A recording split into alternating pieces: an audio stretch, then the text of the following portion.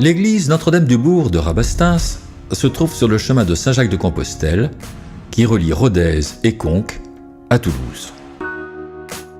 Au XIIe siècle, la riche abbaye bénédictine de Moissac fonde à Rabastens un prieuré dans le nouveau quartier du bourg, alors en pleine expansion.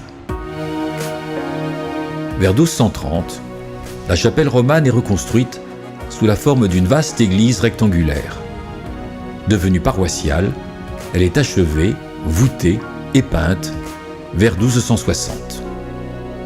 Au début du XIVe siècle, un chœur est construit.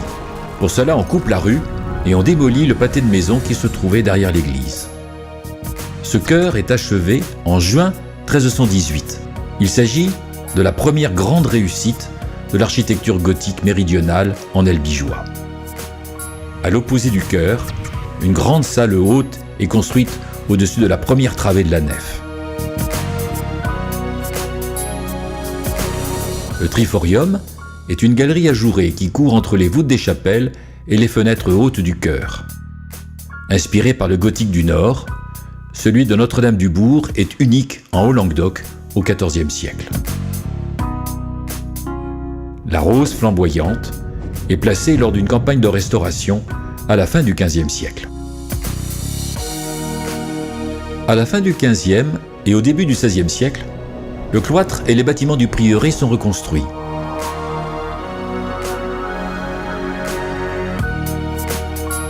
Puis la première tourelle est érigée à l'angle sud de la façade.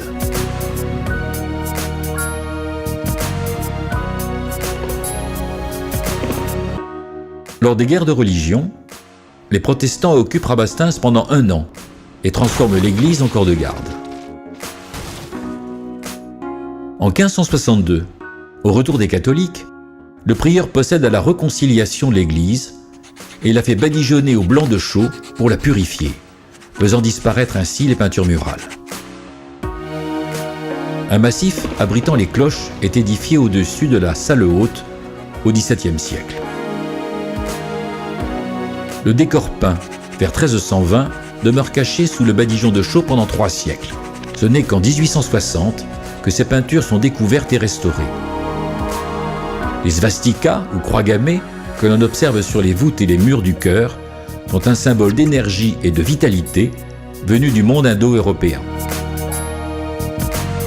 Un pareil décor est ici lié à la Vierge Marie. Il évoque sa puissance à donner la vie et à monter au ciel parmi les étoiles. Le montement de la Vierge était joué par les membres d'une confrérie lors de la fête de l'Assomption et durait 3 jours. Depuis la construction du chœur, celui-ci a connu 3 maîtres-autels différents.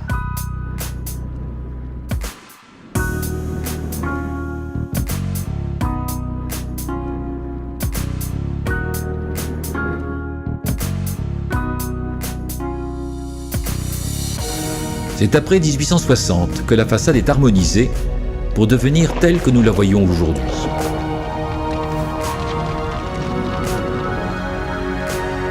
Au XIVe siècle, il avait été prévu de surélever les murs de la nef pour faire communiquer la salle haute et le passage établi sur le périmètre des voûtes du chœur, formant ainsi un véritable chemin de ronde. Une tour-clocher, entourée de 4 tourelles, devait aussi surmonter cette salle haute.